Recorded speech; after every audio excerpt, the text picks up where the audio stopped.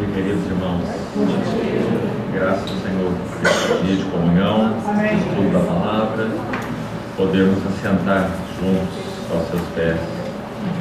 Vamos abrir na Epístola de Paulo aos Colossenses. Colossenses, capítulo 1.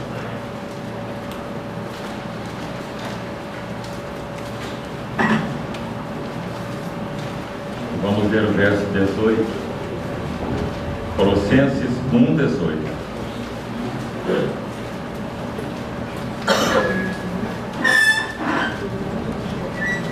Ele é a cabeça do corpo da igreja.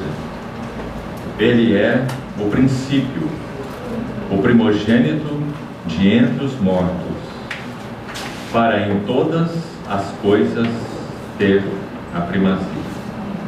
Vamos uma vez mais lermos o mesmo versículo. Ele é a cabeça do corpo da igreja.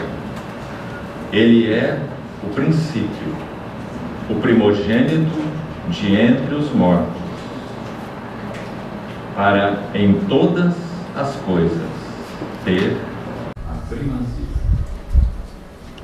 Vamos lá.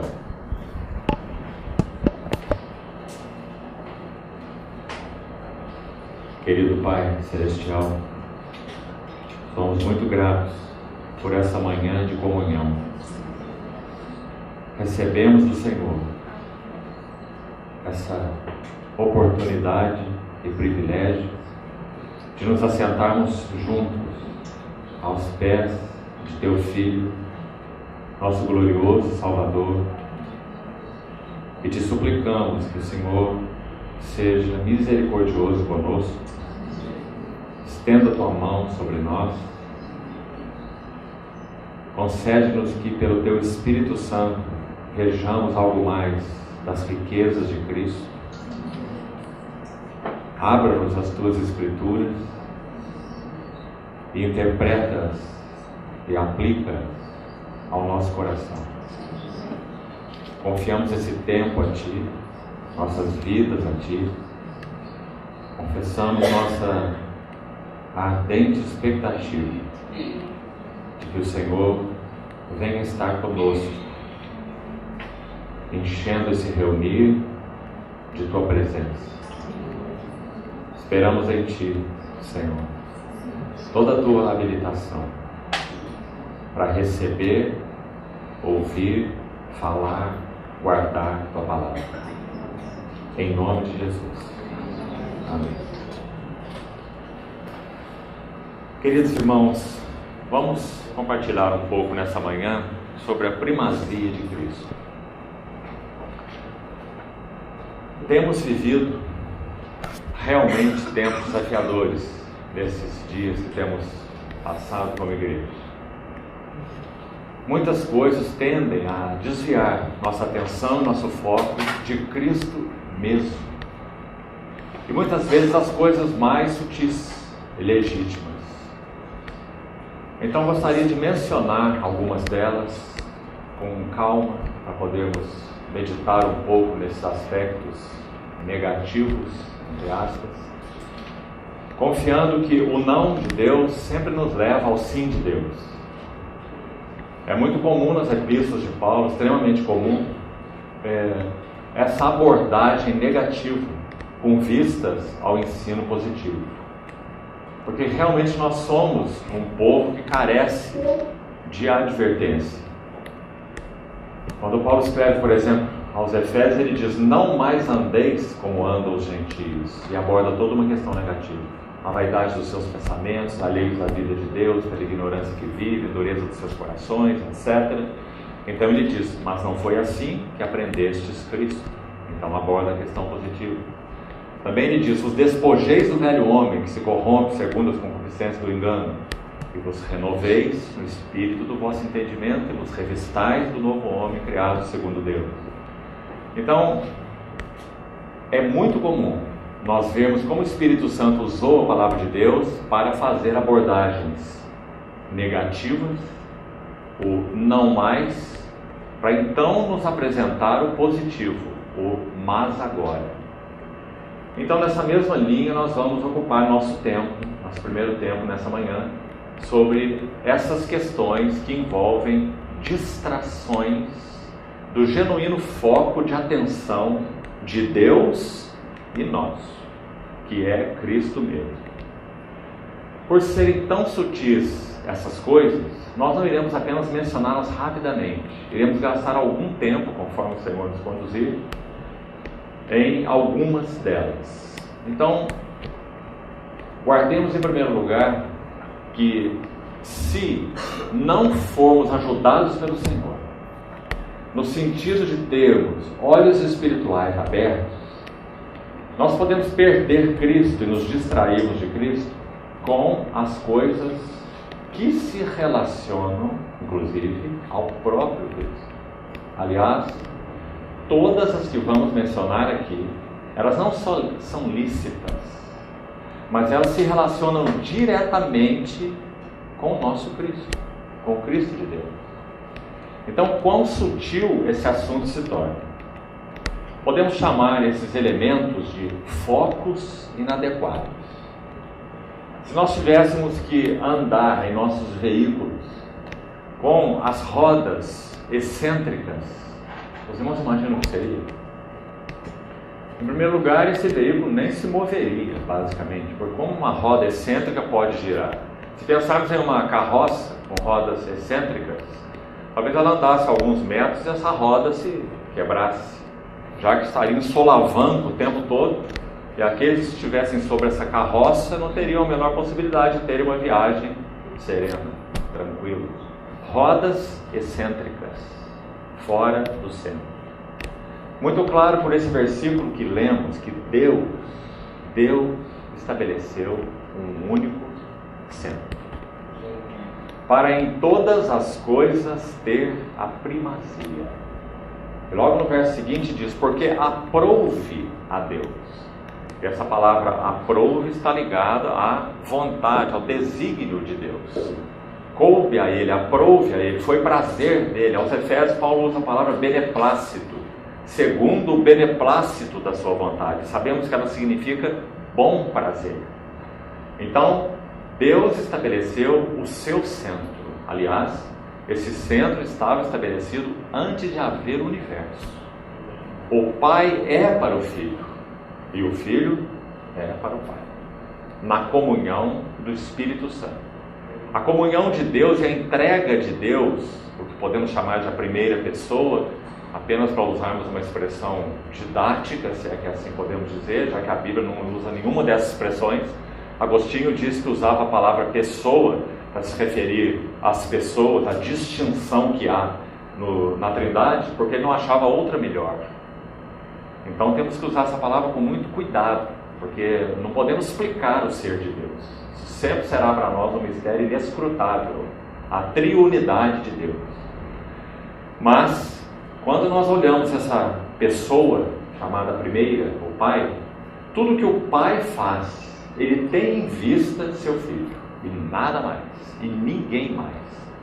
Tudo que o Filho faz, ele tem em vista seu Pai. Seu Pai é o objeto todo absorvente da sua atenção. E a comunhão entre os dois é tão plena que ela não se dá em termos de atributos. O Pai não ama o Filho com um amor que é um atributo do Pai para o Filho e vice-versa, do Filho para o Pai. O Pai ama o Filho em uma pessoa. E essa pessoa é o Espírito Santo. Por isso ele é chamado de Espírito da comunhão. E por isso Paulo ora para que o amor de Deus, a graça do Senhor Jesus e a comunhão do Espírito Santo estejam convosco. Porque o Espírito Santo é essa pessoa, então coloquemos assim, divina, tão divina quanto as outras, claro, em nada menor. Ele é onipotente, ele é onipresente, ele é onisciente, o Espírito Santo. Ele é digno de adoração, ele é Deus. Então, a comunhão do Pai com o Filho se dá em uma pessoa, a pessoa do Espírito Santo. Por isso essa comunhão é absoluta. O Espírito Santo, apenas para usarmos também linguagens compreensíveis para nós, já que esse é, de novo, um mistério inescrutável, mas nós não temos outras palavras. Então podemos dizer que o Espírito Santo é aquele que saca tudo que o Pai é e tem e comunica ao Filho. e vice-versa. O Espírito Santo também é aquele que toma tudo que é do Filho e transmite ao Pai. Por isso a comunhão triuna, ela é tão absoluta, tão completa, tão perfeita. Então, esse é o modo de vida da Trindade. Claro que quando o Pai concebe no seu coração um eterno propósito, linguagem de Efésios 3, ele estabelece esse eterno propósito em Cristo Jesus. Efésios 3, 11, para você registrar aí. Deus estabeleceu um eterno propósito em Cristo Jesus, porque Ele não poderia estabelecer em outra pessoa. Tudo que o Pai faz, estabelece, deseja, Ele o faz, estabelece e deseja no seu Filho. Então, queridos irmãos, qual é o cerne do nosso chamamento? Se esse é o modo de vida do Deus triuno, o que significa sermos chamados para Deus? Vamos interpretar melhor essas palavras, porque nós conhecemos muitos textos que abordam a magnitude, a beleza, a glória desse chamamento. Fiel é Deus pelo qual fostes chamados à comunhão de seu Filho Jesus Cristo. 1 Coríntios 1,9. Ainda em 1 Coríntios, capítulo 1, versos anteriores a esse, Paulo vai dizer que nós fomos chamados, vocacionados por Deus para sermos de Cristo. Vós sois dele, de Deus, em Cristo Jesus, que nos tornou, da parte de Deus, sabedoria, justiça, santificação e redenção. E o verso 9 que citamos, Deus nos chamou para essa comunhão de seu Filho Jesus Cristo. Então, se Deus é como é, vive como vive, o que significa sermos chamados para essa comunhão? É claro, irmãos, está muito implícito aí. Nós fomos chamados para ter a mesma atenção que Deus tem ao seu Filho. Nós fomos chamados para que o seu Filho seja tudo para nós, porque Ele é tudo para Deus. Nós fomos chamados para que a nossa devoção se foque e se concentre no Filho, porque aí está a devoção de Deus. Tudo que Deus faz, Ele faz para o seu Filho. Então, se esse é nosso chamado, quais seriam os riscos de nós sermos cristãos excêntricos? O que poderia nos desfocar, nos tirar desse que é o centro de Deus? Então vamos mencionar algumas coisas, crendo que é Ele mesmo, o Espírito Santo, o Mestre Divino, que poderá somente Ele fazer as aplicações, a hora, a história, o nível espiritual em que cada um de nós se encontra. Então que Ele encontre esse caminho para fazer as aplicações no nosso coração. Vamos tomar um primeiro elemento, nossa vida. Pense sobre isso. Atos 20, 24. Passe esse texto, para nós vermos com que clareza esse assunto é mencionado. Se você abrir aí Atos 20, 24, diz assim: porque em nada considero a vida. Aí está a vida. Em nada considero a vida preciosa para mim, contanto que complete a minha carreira e o serviço, ministério que recebi do Senhor Jesus, para testemunhar esse evangelho da graça de Deus. Então, como Paulo via a sua vida? Completamente absorvida por um único foco, a tal ponto dele dizer assim, vamos tentar parafraseá-lo: minha vida seria e é em si mesma imprestável, para nada serve, a não ser que cumpra o propósito do seu chamamento. É isso que ele está dizendo. Ele diz que a vida não é preciosa para ele mesmo. Então aí já entramos no primeiro foco sutil. Agora pensemos assim: Deus não se importa com nossas vidas? Irmãos, Ele tanto se importa que o nosso Senhor Jesus disse assim, em registro de Mateus 10, que até os cabelos de nossas cabeças estão não apenas contados, como dizem as nossas traduções, mas enumerados, conforme o texto original. Então, quando você está penteando o cabelo, cai um cabelo no teu ombro, você não sabe qual é. Mas o Senhor sabe, caiu o número 995. Porque Ele tem os cabelos de nossa cabeça enumerados. Você pode imaginar? Alguns irmãos mártires cristãos, quando estavam oferecendo suas vidas ao Senhor, alguns deles, sabe o que eles disseram? Eles disseram assim: a única coisa que vocês podem fazer contra nós é nos matar. Nada mais. Porque eles estão refletindo palavras do Senhor. Inclusive aí mesmo em Mateus 10 há um registro, onde ele diz assim: não temais os que matam o corpo, que nada mais podem fazer. Temei antes aquele que pode fazer perecer tanto a alma quanto o corpo. Nosso Deus, que maravilha, né? Esse encorajamento do Senhor. Então, nossa vida, irmãos, é um foco equivocado. O Senhor se preocupa tanto com nossas vidas. Ele é o galardoador dos que o buscam. Ele faz nascer o seu sol sobre maus e bons, e vira sua chuva sobre justos e injustos. Ele é aquele que, quando pedimos um ovo, Ele não nos dá um escorpião. Né? É o Pai Celeste que conhece tudo sobre nós e cuida de nossa vida. Mas nossa vida não é o centro do eterno propósito de Deus. Pelo contrário, quando ela está no centro, nós somos uma roda excêntrica. Não conseguimos avançar no Senhor. Simplesmente porque nós compreendemos com esse foco equivocado nossas vidas, que Deus é para nós. E na verdade o assunto é o contrário. Nós é que somos para Deus. E não conseguimos encontrar nem realização, nem felicidade, nem paz, nem verdadeira harmonia, nem conosco mesmo, nem com os outros, enquanto não compreendemos que nós é que somos para Deus. Enquanto não compreendemos isso, tudo é para nós. As pessoas são para nós, os irmãos são para nós, até os cantos que cantamos são para nós. Você já reparou nas letras, na maioria dos cânticos? São antropocêntricas. Até quando se canta coletivamente, observe isso, irmão. Até quando se canta coletivamente, você vai ver os pronomes meu, minha, me, né? Meu Deus, sou teu servo, eu, meu, minha. Até quando cantamos coletivamente. O irmão já disse que nós somos tão egocêntricos que quando você vai olhar uma foto de família, a primeira pessoa que você vai buscar é você na foto. Né? Se você não estiver bem na foto, fala, essa foto não está boa. Né?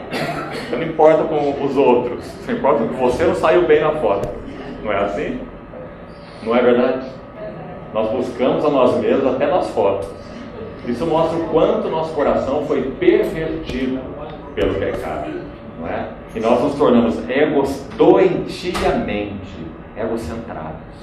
Por que os casamentos não avançam em Deus, em beleza, em harmonia, em significado? Porque se torna ali um acordo, vamos chamar assim, uma parceria, para que um possa encontrar o máximo de satisfação no outro, usando o outro para a sua máxima satisfação. E ai do outro se não corresponder às suas necessidades de satisfação. Não é assim? Então, os casamentos são essa coisa que são. Há pouco tempo ouvimos um registro, isso não faz 10 dias, tão triste, irmão. Um registro que dizia assim, que já no nosso país, o número de separações, de divórcio, no meio do povo de Deus, o povo que se chama cristão, professa o nome do Senhor, é o mesmo do mundo. Não há diferença nenhuma. Então, como nosso querido irmão nos lembrava ontem, que alta noite nós vivemos e que hora desafiadora nós estamos aqui para corresponder ao nosso Senhor nessa noite tão escura, né? Então, está aí o primeiro foco, nossa vida. Acho que temos muito o que pensar e orar e pedir ao Senhor que nos ajude a fazer a leitura pessoal deste assunto. Senhor, em que aspecto minha vida é centro? Minha vida é centro. Na relação do Senhor comigo, em que aspectos minha vida é centro? Eu me decepciono com o Senhor.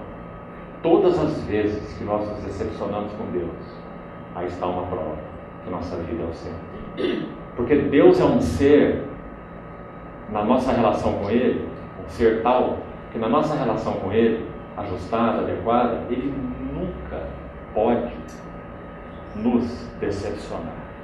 Quando temos os seus óculos, um missionário do século passado orou assim: ó Deus, em Ti não há engano. Eu nunca terei de me arrepender por ter Te amado tanto. Nunca. Porque nosso Deus é um ser único. Nunca poderemos ter decepção em nossas relações com Ele se nós estivermos com nossos focos ajustados. Porque Ele não é responsável, Deus, por satisfazer as crianças mimadas do seu reino. Ele é responsável por levá-las à maturidade.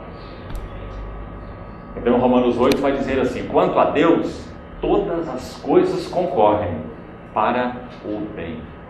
Estou certo que em outros tempos aqui com os irmãos da Fortaleza Deus, nós já compartilhamos esse versículo, mostrando que o bem lá não é bem-estar. E nós sabemos que a leitura que se faz, no mundo cristão, de modo geral, desse versículo, é assim: todas as coisas cooperam para o bem-estar daqueles que amam a Deus. Ou seja, Deus não vai fazer nada para incomodar você, não vai mexer no teu ninho. Ele só vai conduzir você a bênção sobre bênção. Você não vai ter problema de saúde, você não vai ter problema financeiro, você não vai ter aquelas tribulações mais sérias. Doença nem pensar, isso não é de Deus. Não é assim? Mas o texto diz: todas as coisas cooperam ou concorrem juntamente para o bem daqueles que amam a Deus. E é o próximo verso que explica o que é esse bem. É o 29 de Romanos 8. Esse que eu citei, Romanos 8, 28. E o 29 continua assim: porquanto aos que de antemão conheceu. Como Deus poderia errar conosco aqui, irmão, se Ele nos conheceu de antemão? Aos que de antemão conheceu, também os predestinou para serem conformes ou conformados à imagem do seu Filho, para que Ele seja primogênito entre muitos irmãos. Não é? Então é claro que Deus vai usar todas as coisas para concorrer para esse bem, e esse é o bem. Não o bem-estar, mas o bem de sermos semelhantes ao seu Filho. Há um bem maior em nossas vidas? É claro que não há, não é? Jesus Cristo é o bem de Deus. Então o maior bem que Ele intentaria para nós é sermos semelhantes ao seu Filho. Seu Filho é seu bem, irmão. Então está aí nossa vida. E que o Senhor, então, como falamos, nos ajude nas aplicações. Oremos sobre isso. Como também nos foi lembrado ontem, quando recebemos a palavra do Senhor, nós temos uma grande responsabilidade. Porque deixamos agora de não saber. Não podemos dizer que não sabíamos. Não podemos dizer que o Senhor não falou ao nosso coração. Então que sejamos diligentes, tomemos esse assunto e oremos ao Senhor. Agora, cuidado ainda aí. Sabe por quê? Nós podemos nos introverter até quando oramos. Então, ao invés de orarmos a Deus, nós estamos fazendo como aquele fariseu da parábola, que é dito que orava de si para si. Vocês se lembram? A nossa capacidade de introversão é tão grande, porque nosso ego é tão forte, que nós tendemos a introverter até na oração. E a oração se torna um solilóquio, um falar consigo mesmo, e não uma comunhão. Então, não estamos sendo chamados para uma autoavaliação. Autoavaliação é coisa da psicologia, não é coisa de Deus. O princípio de Deus é assim: em Ti, Senhor, está o manancial da vida, e na Tua luz nós vemos a luz. Salmo 36, versículo 9. Importante versículo. Um versículo de condenação a qualquer tipo de extroversão. Nele está a vida, não em nós. E nele está a luz, não em nós. Então não há para que fazer introversão. Nem buscando vida em nós, nem buscando luz em nós. Porque não temos nenhum dos dois. Vida nele e luz nele. E na tua luz, vemos a luz. Então aí sim, podemos conhecer algo sobre nós, e Deus deseja que conheçamos algo sobre nós. A verdadeira circuncisão são os que adoram a Deus no Espírito, se gloriam em Cristo e não confiam na carne. Filipenses 3:3. Então, Deus deseja que nós nos conheçamos, mas na sua luz. Então esse é o primeiro equívoco. Nossa vida como sendo o centro do eterno propósito de Deus. Agora, paralelamente a ele, nós já mencionamos o segundo. Então vamos colocá-los juntos, embora eles tenham aí suas aplicações separadas. Então já imediatamente vamos colocar nossos interesses. Nossos interesses não são o centro do eterno propósito de Deus. O que isso significa? Significa que nós não fomos chamados por Deus para que Deus supra os nossos interesses. Ele não seja aquele que vai atender-nos nas nossas necessidades segundo a avaliação que nós temos dessas necessidades. Importante dizer isso, porque ele nos ensinou a orar assim: Pai nosso que estás nos céus, santificado seja teu nome. Aí são as prioridades: teu, e não meu. Santificado seja o teu nome, venha o teu reino, seja feita a tua vontade, assim na terra como no céu. Então a oração segue: e o pão nosso de cada dia nos dá hoje. Qual a relação dessa frase com as três outras? Não há razão para termos sustento nessa vida, os cuidados de Deus comendo então o pão de cada dia, vida humana mantida e preservada por Deus, o pão nosso de cada dia nos dá hoje, se não for para corresponder ao que foi dito no início da oração.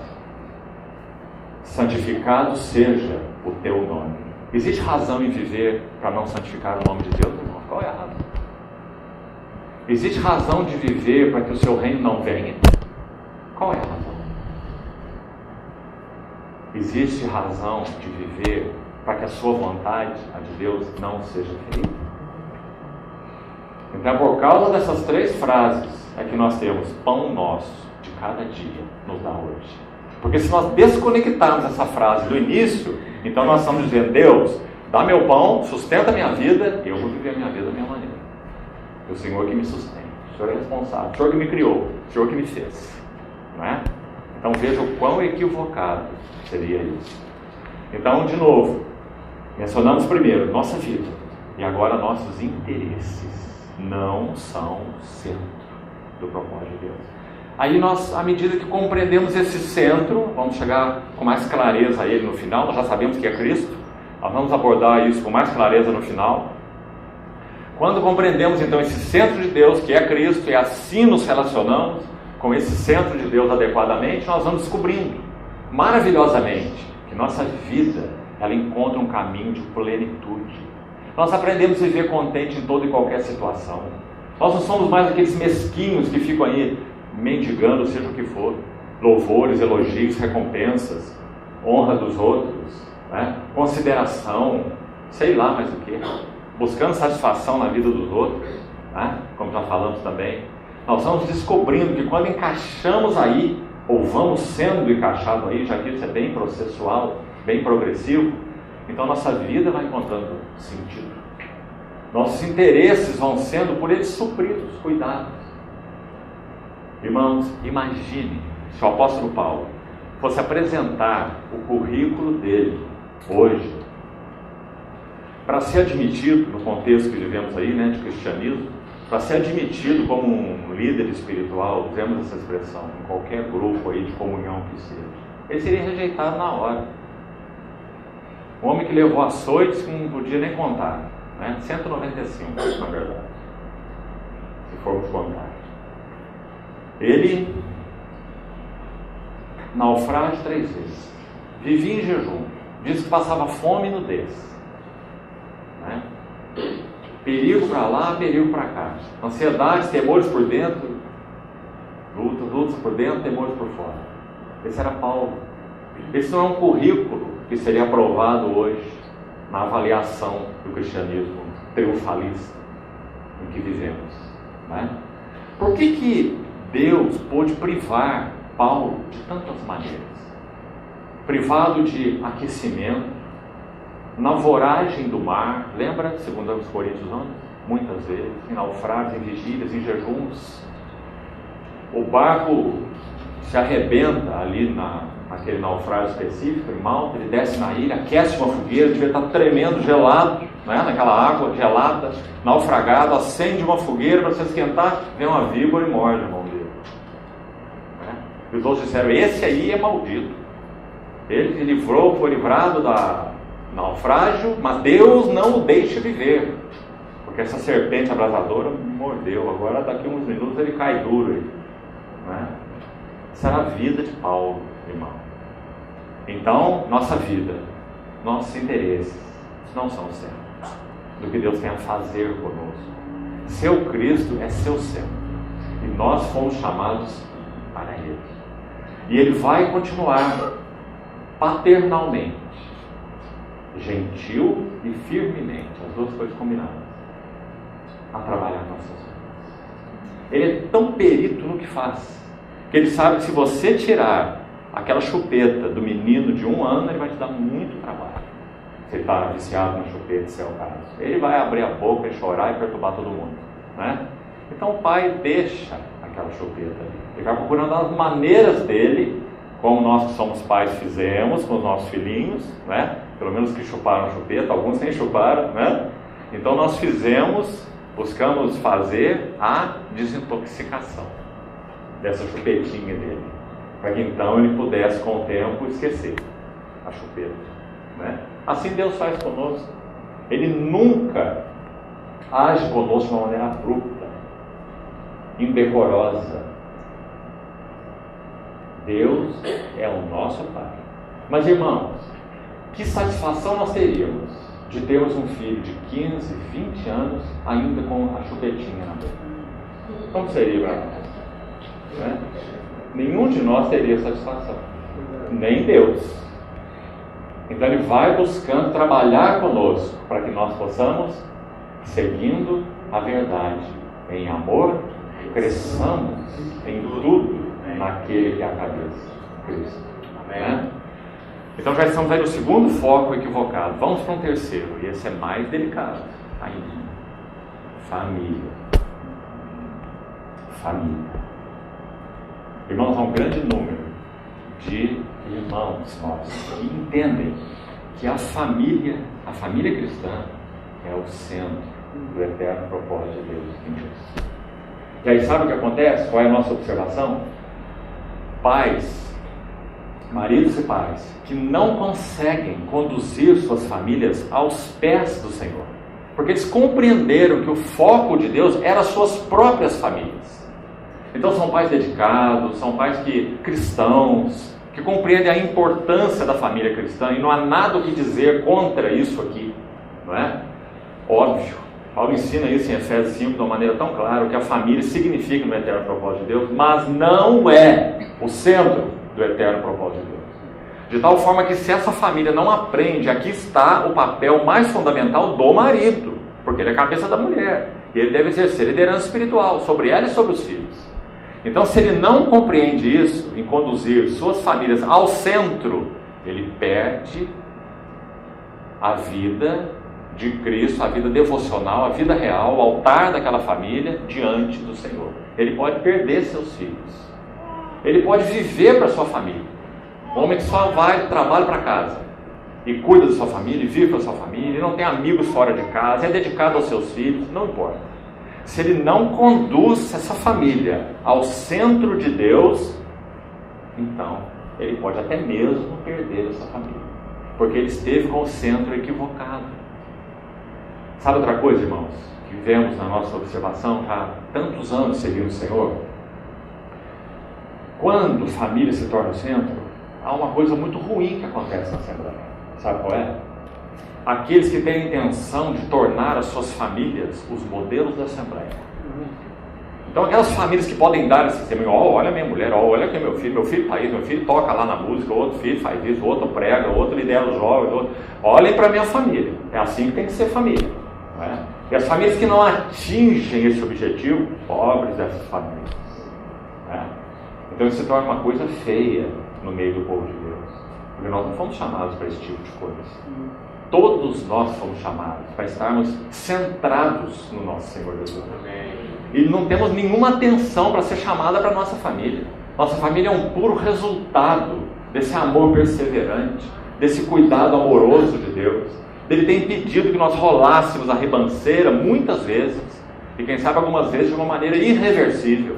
Deus colocou sua mão e disse: não, aqui você não vai, não é? E travou o nosso caminho. Quantas vezes ele agiu assim conosco? Adolescentes, jovens que éramos, quem sabe os que se converteram aqui mais novos, não é? Adolescentes cristãos, jovens cristãos, travados pela mão do Senhor, porque queriam seguir seus caminhos, mas Deus não permitiu, não é? Então quem somos nós hoje? Paulo vai dizer bem quem somos nós, escrevendo para Timóteo.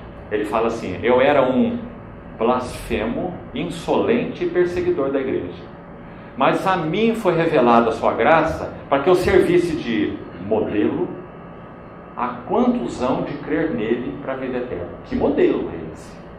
É um modelo da graça e da misericórdia do Senhor. É isso que nós somos.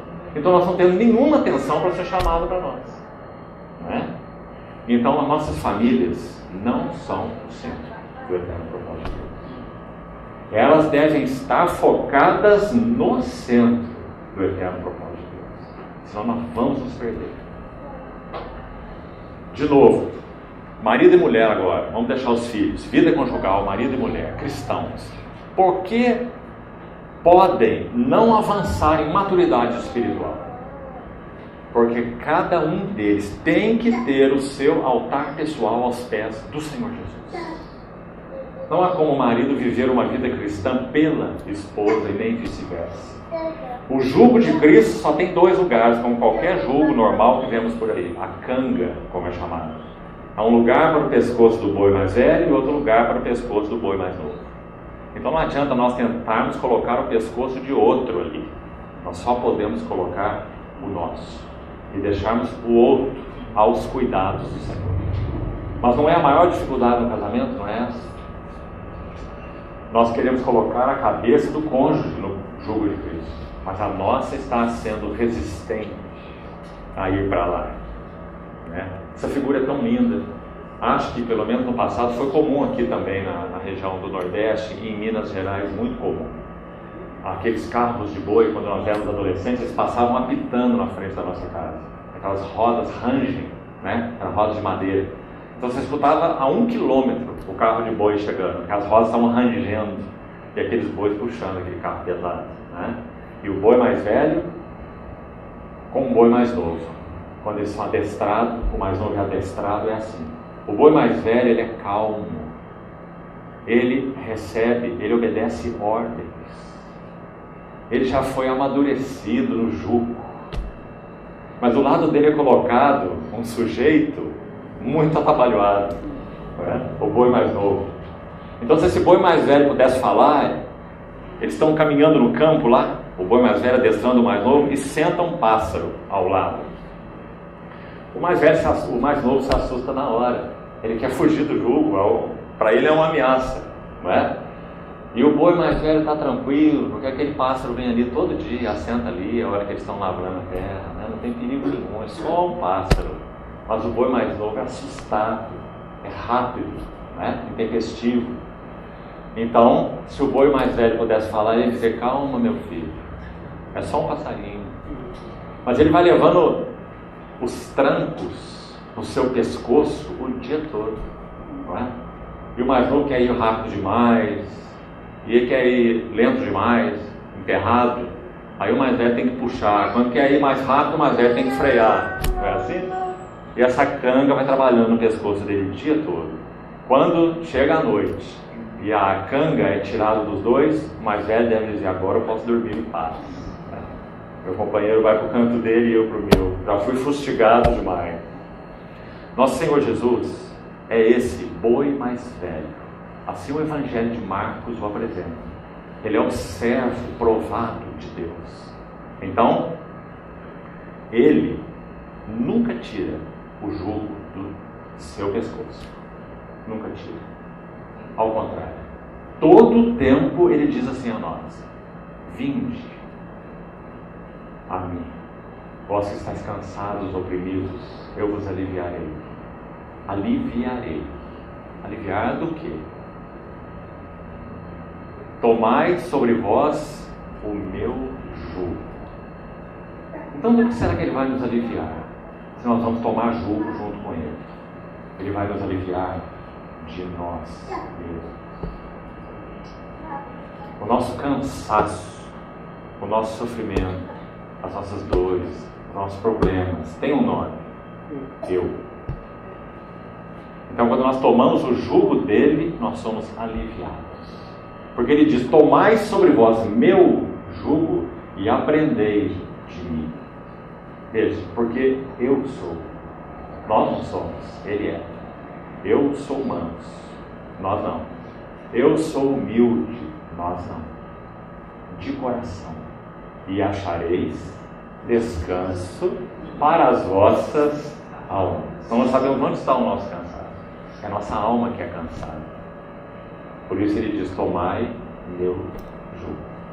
Então, nossa vida, nossos interesses, nossas famílias não são o centro. Tudo isso deve convergir para aquele que é o Senhor. Quanto mais Cristo é centrado no coração do marido e no coração da esposa, mais essa vida conjugal vai avançar. Em beleza, em harmonia, em alegria, mais que isso, em utilidade para o Senhor. Sabe, irmãos, me permite dizer uma coisa rápida ainda aqui. Meditando nesses assuntos do Senhor, sabe uma coisa que tem se tornado muito clara para mim? Deus busca na terra os seus portos seguros. Deixa eu explicar assim. Tanto famílias, até vidas mesmo. Vamos começar por vidas. Vidas individuais, famílias e assembleias. Vamos tomar esses 3 níveis. Deus busca obter portos seguros, trabalhando essas realidades. Trabalhando vidas, trabalhando famílias, trabalhando assembleias. Para que essas vidas, famílias e assembleias sejam os seus portos seguros. Por que Deus busca portos seguros? Porque Ele ama seus filhos. E como já fomos lembrados ontem, nós estamos vivendo uma hora negra, desafiadora, em termos de cristianismo. Mas o Senhor continua amando seus filhos. Ele continua sabendo quais são os dele. Paulo escreveu a Timóteo: o Senhor conhece os que lhe pertencem, estejam eles onde estiverem. Às vezes os contextos mais inimagináveis que nós pensamos, lá Deus tem ainda assim os seus. O Senhor conhece os que lhe pertencem. Se é assim, quando essas ovelhas, como nós, começarem a gemer, como o Senhor vai responder as suas orações? Quando elas estiverem gemendo por companheirismo espiritual verdadeiro, não por pessoas que os exploram.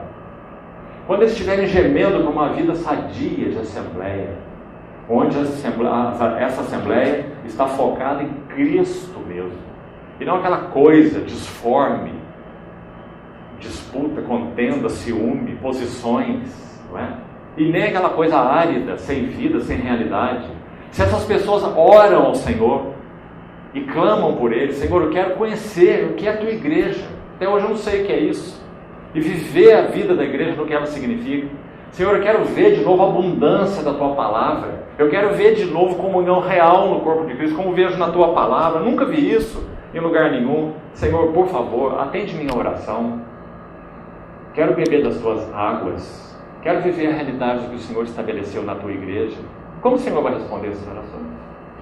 É claro, irmãos, Ele vai encaminhar essas pessoas que oram sinceramente para os seus portos seguros. Compreendeu?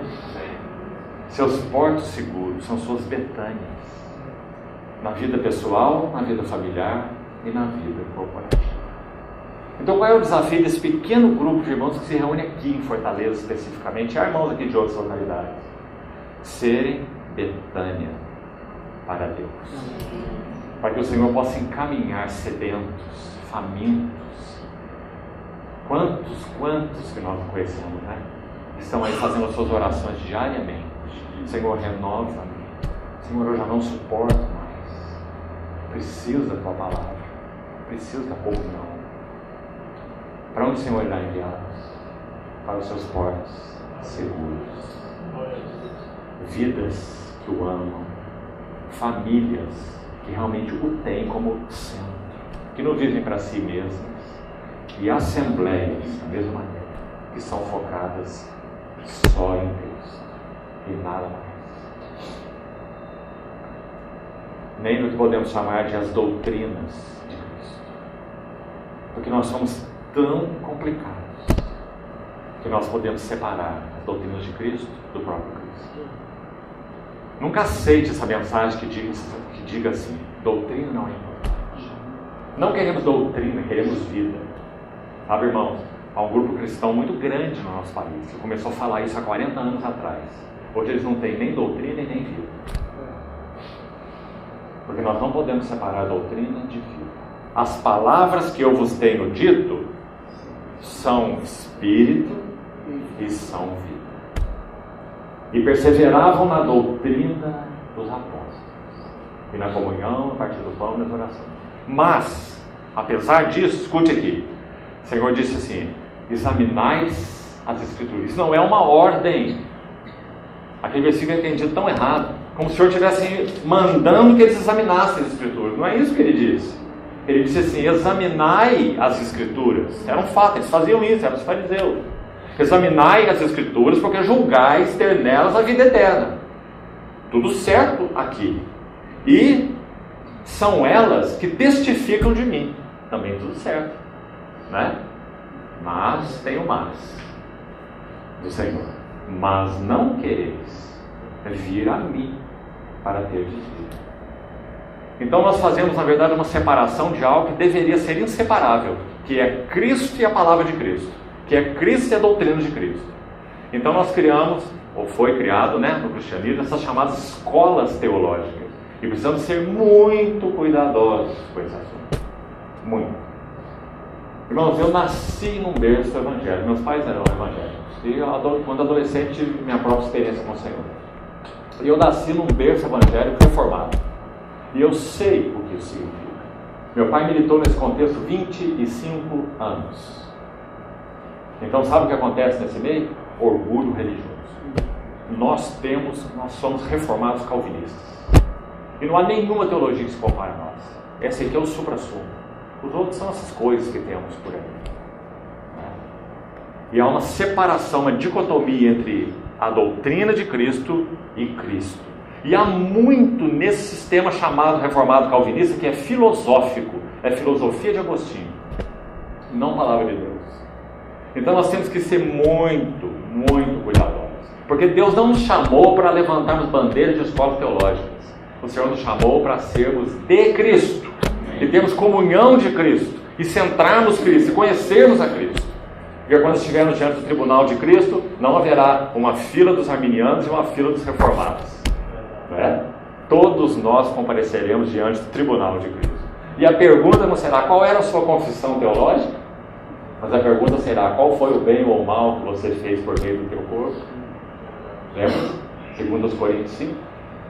Então, irmãos, o centro e o foco é Cristo mesmo, não um escopo de doutrinas. Quando estudamos justificação pela fé, se ela é apenas um tópico, o que nós fazemos com isso? Os professores do seminário, os bons seminários, digamos assim, teológicos, ensinam justificação pela graça por meio da fé. Todos eles, não é? Mas o que significa justificação pela graça por meio da fé? Significa, na prática, que nós vimos que Cristo é a nossa justiça. Não apenas uma graça que nos justificou por meio da fé, então temos paz com Deus. E aí usa todo aquele vocabulário jurídico. A justiça que não era nossa foi nos imputada. Imputação é um termo jurídico, né? Então nós não tínhamos justiça, Cristo tinha justiça, cumpriu a justiça de Deus, imputou a justiça a nós. Todo aquele vocabulário técnico para aprendermos a justificação pela fé. Mas a Bíblia diz assim: justificados, pois, pela fé, temos paz com Deus. Amém. Não é maravilhoso? Tão diferente, não é? Se nós compreendemos toda essa terminologia, mas nós não vivemos em paz, se nós não gloriamos nas próprias tribulações, isso é Romanos 5. Se nós não temos esperança da glória de Deus, então nós temos só a doutrina reformada da justificação pela fé, e nada mais. Mas se Cristo é nossa justiça, Então nós temos muito mais do que a doutrina da justificação pela graça por meio da fé. Nós temos paz com Deus. Nós nos regozijamos nas tribulações e vivemos na esperança da glória de Deus. E o amor de Deus é derramado nos nossos corações pelo Espírito Santo que nos foi dado. Que maravilha, irmão. Então, que Deus nos ajude. Temos dois grandes males assolando a igreja dos nossos dias. Dois, em especial. Um se chama libertinagem, o outro se chama intelectualismo. Os dois têm o mesmo peso diante de Deus. Ou os cristãos estão vivendo de modo libertino ou estão vivendo de modo intelectual. E se gloriando no seu conhecimento da vida. Infelizmente, amados irmãos, não falamos isso com alegria. Infelizmente, nós ouvimos pessoas pregarem a palavra e desfilam para cá, desfilam para lá e falam de tudo. Parece aquelas moscas que se assentam numa lagoa, e elas são tão leves que elas patinam na lagoa. A cena é até bonita de ver. A mosca vai para a beira da lagoa, volta para o centro, volta para lá, ela dança, patina na lagoa, não é? Porque ela é leve, levíssima. Ela não consegue quebrar a tensão superficial da água. Vai para lá, vai para cá, vai para lá. Ela não dá nenhum mergulho. Compreende? O Senhor nos chamou para mergulharmos na plenitude de Cristo. Não é para falarmos sobre isso, falarmos sobre aquilo, falarmos sobre outro, doutrina daqui, doutrina de lá, e pensamento, literatura, e filosofia, não sei mais o que, né? Sem nenhum mergulho. Aí nós terminamos essa aula e os cristãos saem dali secos, porque eles não viram Cristo, mas receberam uma avalanche de informações e de conhecimento. Então, a libertinagem é tão grave quanto o intelectualismo. O intelectualismo é tão perverso quanto a libertinagem. Então nós já temos aí vida, interesses e família. 3. Vamos para mais 3. Vamos começar com a igreja. Parece que as coisas estão ficando mais difíceis a cada passo. A igreja não é o centro do eterno propósito de Deus em Cristo. De novo, queridos irmãos, e sei que há alguns irmãos aqui que saberão bem o que eu estou querendo dizer. Embora eu não vá ser explícito. Há um grupo de irmãos que também iniciaram aqui no nosso país há 40 anos ou mais, que colocaram a igreja na frente de Cristo. Então nós ouvimos pregações assim: quando eu conheci a igreja, a minha vida foi salva, a minha vida foi transformada. Então colocam a igreja na frente de Cristo, a lua na frente do sol. Cristo é o sol da justiça. A igreja não tem luz própria, como a lua, era só um espelho. Se não bate sol na lua, a lua não serve para nada, ninguém veria a lua. Mas é por causa da glória do sol que nós vemos a beleza da lua. Assim é com Cristo e a igreja. Amém. É por causa da glória de Cristo que nós podemos apreciar a beleza da igreja. Amém. Da vida da igreja, da comunhão da igreja, da natureza da igreja, do serviço da igreja. Amém. Então, a igreja não é o centro do propósito de Deus. Todas as vezes que nossa mensagem se torna eclesiocêntrica, nós estamos fadados ao fracasso. Um servo de Deus hoje com 101 anos de idade, certa vez ouvimos dizer assim: pregue a Cristo e você terá a igreja. Pregue a igreja e você terá muitos problemas. Compreende, irmãos? Porque a igreja não é o centro do eterno propósito de Deus. Agora, qual é o privilégio da igreja? Está aí a epístola de Efésios, que sem dúvida a maioria dos irmãos pelo menos conhece. O grande, mensurável privilégio da igreja é que ela foi unida àquele que é o centro. Amém. Então podemos dizer, ela está no centro, mas ela não é o centro. Ela só está no centro porque foi unida ao que é o centro, Cristo. Então grande é esse mistério, mas eu me refiro a Cristo e à igreja. Amém. Quando Deus coloca o homem para dormir e retira algo do seu lado, Gênesis 2, a palavra usada no hebraico ali não é transformou-a, como aparece na Revista Atualizada de Almeida, transformou-a numa mulher. Isso parece um passe de mágica, né? Que Deus tirou algo do lado do homem, parece que fez assim, de repente apareceu uma mulher, né? Mas a palavra no hebraico é edificou-lhe. Tirou Deus algo do lado do homem, costela, algumas versões traduzem aí, a costela que Deus tirou do lado do homem, transformou-a, na versão em português, equivocada, edificou-lhe uma mulher, desse algo que ele tirou do homem. Olha a beleza desse significado.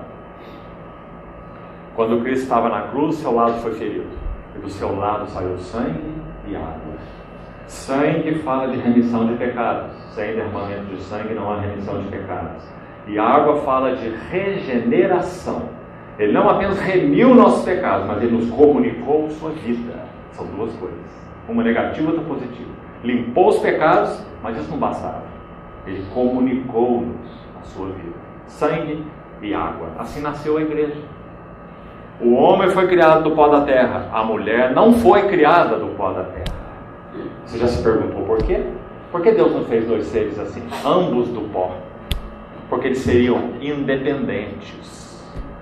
Então é por isso que Paulo em Coríntios 11 vai dizer: no Senhor, nem o homem é independente da mulher, e nem a mulher do homem. Porque ele fez o homem, e do homem ele tirou algo, e edificou uma mulher. A ideia é Deus trabalhando sobre aquilo que ele tirou, né? Edificou-lhe uma mulher e lhe a trouxe. Então isso é a igreja. E lhe a trouxe, veja, colocando-a então junto dele. Adão foi tirada dali, então para ali voltou. A igreja está no centro porque ela foi unida àquele que é o centro. Mas ela própria não é o centro, nunca seria o centro, por si só. Ficou claro isso? Então, estamos aí na igreja. Mais dois. Vamos agora para a unidade. Unidade não é o centro do propósito eterno de Deus. E por que escolhemos esse elemento para compartilhar? Porque, irmãos, muitíssimo se fala sobre unidade no meio do povo de Deus. Levantam-se bandeiras de unidade. Olhando contextos maiores, mais amplos, mas também que se chamam cristãos. Então aqui vamos incluir o catolicismo romano. Você sabe que esse movimento, de novo, católico ecumênico, ele está ferozmente operando de novo no seio do cristianismo. Esse ecumenismo. Muitos irmãos, chamados evangélicos, têm se unido de novo a esse movimento. Então, unidade não é o centro do propósito de Deus. Uma das melhores maneiras de nós termos ainda mais divisões no corpo de Cristo é pregarmos unidade. É uma maneira muito boa. Fale sobre unidade e você vai obter divisões. Nós temos a responsabilidade de pregar Cristo, suas belezas e riquezas. E a unidade é um subproduto do nosso foco em Cristo. Será que a Bíblia ensina isso mesmo? Vamos citar João 17, verso 20. Diz assim: não rogo por estes, mas também por aqueles que vierem a crer em mim por intermédio da tua palavra. Aí no verso seguinte diz: para que todos sejam um. Olha a unidade aí. Jesus está orando antes da cruz. Para que todos sejam um. E como és tu, ó Pai, em mim, essa é a unidade, essa é a fonte da unidade, essa é a unidade eterna. Como és tu, ó Pai, em mim e eu em ti, o Deus triuno, a unidade triuna. Como és tu, ó Pai, em mim e eu em ti, também sejam eles em nós, para que o mundo creia que tu me enviaste. Então vamos devagar aí. Unidade não é algo para ser buscado. Unidade já é algo que foi realizado na obra do Senhor na cruz. Quando ele ora para que sejam um, isso não é apenas uma oração esperançosa. Aquele que está orando em João 17, vai ao Getsemane em João 18 e está na cruz em João 19, dizendo: tudo está consumado. Antes ele disse: meu pai trabalha até agora e eu trabalho também. Mas na cruz não tem mais trabalho. Tudo está consumado. E a partir disso nós o vemos onde? Assentado à destra da majestade nas alturas. Ou seja, todos aqueles que genuína e verdadeiramente confessam o nome do Senhor Jesus são um. E ponto final. Então qual é a nossa tarefa?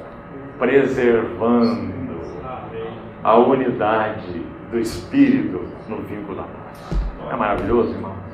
Então por que esse frenesi pela unidade? Temos que ser um, temos que fazer um, temos que... Certo irmão, servo de Deus do século passado, não vou citar o nome dele propositalmente, ele orou assim, escute parte da sua oração. Fomos chamados, ele escreveu assim, fomos chamados para orar, para que Deus dê visão aos vasos do seu ministério nesses dias. Oração por visão espiritual. Fomos chamados para orar, para que Deus dê visão aos vasos do seu ministério nesses dias. Aí ele segue dizendo mais ou menos assim: uma visão tal que, ao recebê-la, todas as nossas barreiras cairão. Porque houve nesse povo, escute o que ele diz, houve nesse povo um tal desejo de conhecer Cristo e Cristo somente. Essa é a chave, irmão. Conhecer Cristo e Cristo somente. Nós queremos Cristo e algo mais. Conhecer Cristo, mas dentro dessa escola aqui. Conhecer Cristo, mas nesses parâmetros aqui. Esses parâmetros e Cristo estão aqui em pé de igualdade, e não Cristo e somente Cristo. Então nós não aprendemos a nos amar, nós não aprendemos a nos servir, nós não compreendemos que nós somos escravos uns dos outros, nós não compreendemos que aqueles que talvez chamemos disso, chamemos daquilo, esse irmão daqui, e às vezes usamos uma expressão feia, nós usamos a expressão irmão de denominação. Você já ouviu essa expressão? Nós não, nós somos um povo especial, mas temos irmãos lá que são irmãos de denominação. Que coisa feia isso. Não existe irmão de denominação. Se ele pertence ao Senhor, ele é nosso irmão e ele pertence ao corpo de Cristo. Né? Então nunca deveríamos falar assim, mas isso é muito comum ouvir. Mostra o quanto nós somos facciosos, elitistas, soberbos muitas vezes, achando que nós recebemos uma revelação que ninguém mais tem. Quando eu era adolescente, acompanhamos um movimento que teve a sua penetração também no Brasil. O seu líder maior estava nos Estados Unidos. Não é quem você está pensando, viu? É outro aí antes desse. Então, o seu líder maior estava lá nos Estados Unidos e tinha um representante no Brasil. E esse líder assumiu então essa posição de topo da pirâmide, liderava esse movimento, era o oráculo de Deus. Quando ele morreu, antes dele morrer, ele já tinha rompido seu casamento, já estava unido com a sua secretária, e quando ele morreu, ele partiu, a sua esposa assumiu a cabeça desse movimento e dizia que estava tendo comunicações espirituais com seu marido morto.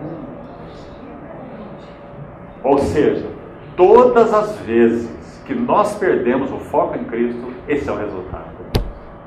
Quando nós nos achamos especiais, temos uma verdade, uma revelação que ninguém tem, Deus tem dado a nós somos Filadélfia. Você já ouviu isso? Irmão, Filadélfia não é geográfico. Não há nenhum povo que o Senhor olhe ali geograficamente juntos e diga: aqui está a minha Filadélfia. Sabe o que é a Filadélfia do Senhor? São aqueles que sinceramente o amam e confessam o seu nome. Amém. E eles não estão no mesmo lugar, não, eles estão espalhados por aí. Amém. O Senhor olha do céu e vê a sua Filadélfia. Amém. Os que confessam o seu nome e o amam sinceramente. Graças a Deus que é assim. Laodiceia também não é geográfica. Laodiceia é resultado de corrupção em Filadélfia. Quando Filadélfia olha para si, ela se torna Laodiceia. Estou rico, abastado e não preciso de coisa alguma. Tenho revelação, tenho conhecimento, tenho verdades que sei que outros irmãos não têm. Então somos. Isso é Laodiceia e não Filadélfia. Que o Senhor nos guarde. Amém. Então, chegamos aí na unidade. Acho que só falta um último ponto, né? Para encerrarmos, inclusive. a obra de Deus. Sexto aspecto. A obra de Deus não é o centro do eterno propósito de Deus. Ou seja, nós não fomos chamados para ser obreiros de Deus. Nós somos chamados para ser casa de Deus e para Deus. E para que Ele tenha em nós a sua expressão. A obra de Deus não é o centro do eterno propósito de Deus. Por que é importante falar isso? Nós sabemos. Quantos daqueles que se professam cristãos se envolvem tanto com a obra de Deus que perdem Deus na obra de Deus? Ou na obra para Deus? Não é assim? Obra feita em nome de Deus que não tem mais Deus. Tabernáculo sem arca. Icabode. Foi-se a glória de Israel. Mas o serviço continua. Como no caso dos dias de Samuel. A obra, vamos colocar entre aspas, de Deus estava lá. Você já pensou o nível de obra? Porque obra, de alguma maneira, não se portava com arca, com glória de Deus, com presença de Deus, não. Com serviço a Deus. Serviço é o foco. Então estava lá o tabernáculo em Silo. E ano a ano, diz o texto, veja, ano a ano, Ana subia a Silo com seu marido Eucana para adorar o Senhor. Sabe o que Ana via? Eli. Um sacerdote que tinha filhos, Hofni e Finéias, que são chamados nos primeiros capítulos de Samuel de filhos de Belial. Sabe o que significa essa expressão? Imprestáveis. Imagina. Eli e seus 2 filhos imprestáveis, corruptos, iníquos, que metiam seu garfo nas ofertas do Senhor e se corrompiam com as mulheres na porta da tenda da congregação. Esses eram os filhos de Eli, os sacerdotes. O serviço estava lá. Então Ana subia de ano em ano, subia de ano em ano. Ana era estéril. Veja esse quadro, irmão. Magnífico. Ana era estéril. Mas quando ela subia a Siló de ano em ano, o que ela via lá?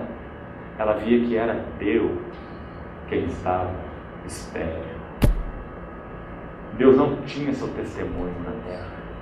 Deus não tinha seu sacerdote. Os filhos de Eli execráveis, e Eli não os repreendia. Eli já tinha seus olhos escurecendo, como diz a palavra, já era um homem sem visão espiritual. Por isso ele não corrigia seus filhos, tudo aquilo acontecia debaixo das suas vistas. Então Ana de alguma maneira compreendeu que o problema, a questão, não eram as necessidades dela. Qual era a necessidade de Ana? Ter filho. Uma mulher sem filhos era quase uma maldição naqueles dias. Então Ana orava e agonizava: Senhor, me dá filhos. Mas subindo de ano em ano a Jerusalém, ela viu que Deus é quem tinha necessidade. Então nós temos aquela maravilhosa oração no início, que é chamado voto de Ana. Precisamos ter muito cuidado para compreendê-lo. Ana não está fazendo barganha com Deus. Ela compreendeu a necessidade de Deus. Porque de ano em ano ela ia a Silo e via aquela cena horrível na casa de Deus. Então ela orou assim: Senhor, se me deres um filho, a ti eu darei todos os dias ao seu filho. Não é maravilhoso? Tem sentido uma mãe que não tem filhos pedir um filho para não ser dela? Para ficar apartado dela? Para ficar aos cuidados dos outros e longe dela? Tem sentido, irmã? Claro que não tem. Você quer seu filho nos seus braços. Mas ela orou: Senhor, se me deres um filho, eu te darei por todos os dias da sua vida. Ou seja, Samuel foi um nazíreo, consagrado ao Senhor. Se o Senhor não tinha uma porta principal de serviço através dos levitas adequada, então em número 6 ele estabelece o voto do nazireu. O voto do nazireu é uma porta lateral. A porta principal são levitas, mas os levitas estavam corrompidos. Então o Senhor proveu uma porta lateral. Se algum homem quisesse consagrar voluntariamente, então ele poderia fazer e se tornar um nazireu. E esse foi Samuel. Então Samuel pôde suprir as necessidades de Deus e não de Ana. E que figura mais linda, irmão, aqueles 3 primeiros capítulos de Samuel. Porque sabe o que é dito lá? É dito que Ana tecia a sua estola, a estola de Samuel. O menino ainda, quando foi desmamado, ele foi entregue a Eli, uma criança, aos cuidados de Eli. E Ana só podia orar por ele agora, porque ele estava lá, naquele meio, junto com Eli, junto com Hofni, junto com Finéias. Apenas um menino. Então é dito no capítulo 2 e 3 que Ana fazia a sua estola. E de ano em ano, quando ela subia a Silo, ela levava aquela estola. Imagina essa mãe descendo essa estola. O que ela estava aprendendo?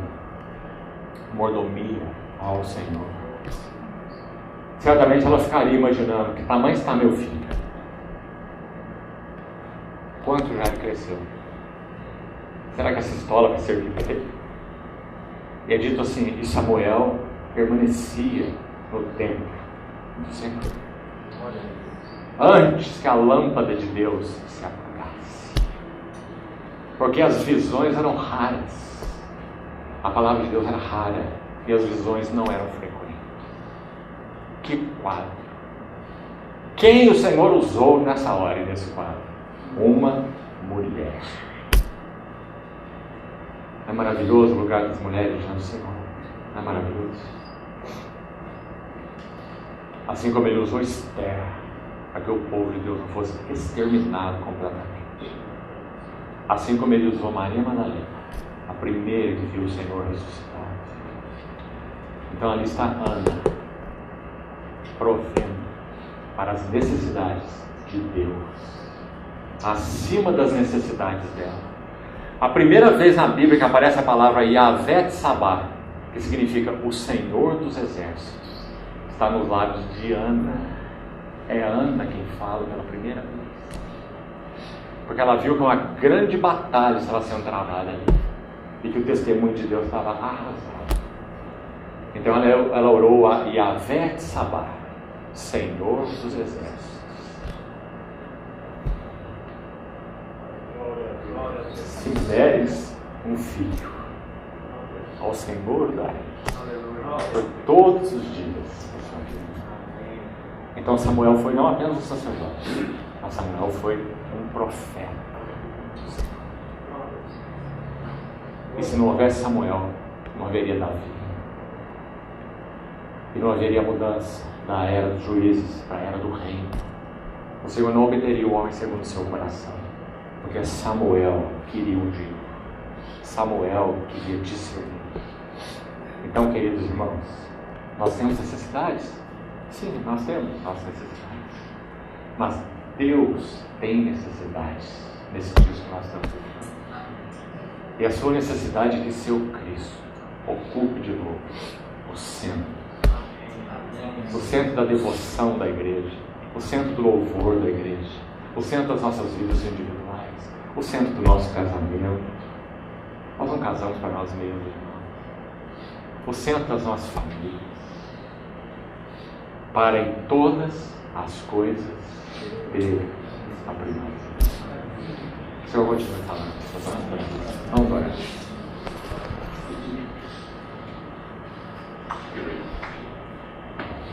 Senhor, confiamos a Ti, Tua palavra, nossas vidas, e te pedimos, por Tua misericórdia, Senhor, venha a nós, continue nos dando luz, Senhor, sobre onde estamos, e chamando nosso coração de volta para Ti. Oramos em Teu precioso nome. Amém.